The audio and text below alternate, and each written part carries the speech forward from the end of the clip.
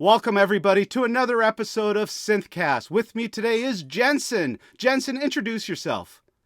Hi, I'm Jenson Crawford. I've been Senior Director of Engineering at my current company for about 4 years. And before that, I've held a variety of software development roles, worked on everything from being employee number one at a startup to doing work on a space shuttle and technical satellites. So I have a broad and varied career, and I'm excited to be talking with Robert again. And we've known each other, obviously, for a very long time. The gray beards, as we Yes. pointed out, are part of it. But what we're going to do right now is we're going to talk a little bit about, software engineering, testing, that ecosystem, if you will. But before we can do that, what we need to do is we need to enter the synthverse. And the way we do that is this way. You ready to enter the synthverse, Jensen? I Here we am. go. So, Pew, pew, pew, pew, pew, pew, pew, pew, pew, pew, pew, pew, pew, pew, pew, pew, pew. pew. Okay, welcome to the Synthverse. With me today is Jenson, and as we mentioned, what we're going to do is talk a little bit about software engineering, testing, and that overall ecosystem. So, Jenson, in your mind, what is software development and the overall ecosystem that comprises it, if you will? Well, I think the when people think of software engineering, they're thinking of a bunch of nerds, heads down, coding away. And that's not only the way that management and outsiders think of it.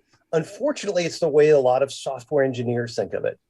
And the problem is that software engineering isn't really about writing code.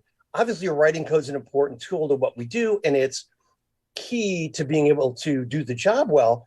But fundamentally, the job that we're doing in software engineering is we're delivering business value. If we write code and it doesn't provide business value, it's worthless. Mm. And sometimes providing business value involves knowing what code not to write, when not to polish something, when not to add a feature, when getting to market provides more business value than getting it perfect. So it's very different from what most people think, which is I'll go to a boot camp, learn how to code, and then I'll be able to do this. That's not really the core thing that we do. To me, I kind of equate it, obviously having been a coder myself a long time ago, but I equate it to copywriting. You can learn a language and know how to write Uh-huh. in that language, but to write copy that actually converts, it is a skill unto itself, and it requires a lot of stakeholders, to provide guidance, if you will. So, one of the aspects of software engineering, obviously, is the product manager, if you're building a product. And the opposite side of that, if you will, is the product tester, those that kind of make sure that, it's all together. So maybe expand on the opposite ends, if you will, the bookends, if you will, of the software developer. Sure. I think that, a product manager really is the voice of the customer. And the biggest thing that they're able to do is translate what it is that customers need to accomplish. Not necessarily what customers want, because what customers want isn't necessarily what they need. So it's really what are they trying to accomplish? They then define that what, and then translate it into a form where engineers who often detest business, don't understand it, are then able to go, oh, I know what you're trying to do, and are able to translate that into delivered business value through code. Now, the opposite end of that bookend is the product manager said, we need this. The developer, software engineer wrote it.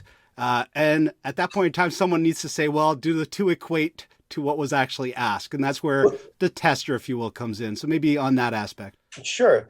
And I think for testing, the biggest thing, again, is just like for coding, that's not the core of what we do. For QA, testing is a tool, but QA's primary, the core thing they're supposed to be doing is providing decision to support information. Their goal is to tell the product manager and the engineering manager, is this ready to go based on have we delivered the business value that you wanted? Does it actually deliver that value in a way the customer can use it? And it's not just about bug counts and things. When you look at something like an operating system, Windows has tens or hundreds of thousands of open bugs, and nobody cares. Mm-hmm. Right? It's really, again, it goes back to if the software delivers the business value, QA's job is to let everybody in management know here's what the current level of quality is, here's how well it delivers that business value, so we can make an informed decision about, do we release it out the door, do we publish it, or do we hang on to it and have to do some more fixes?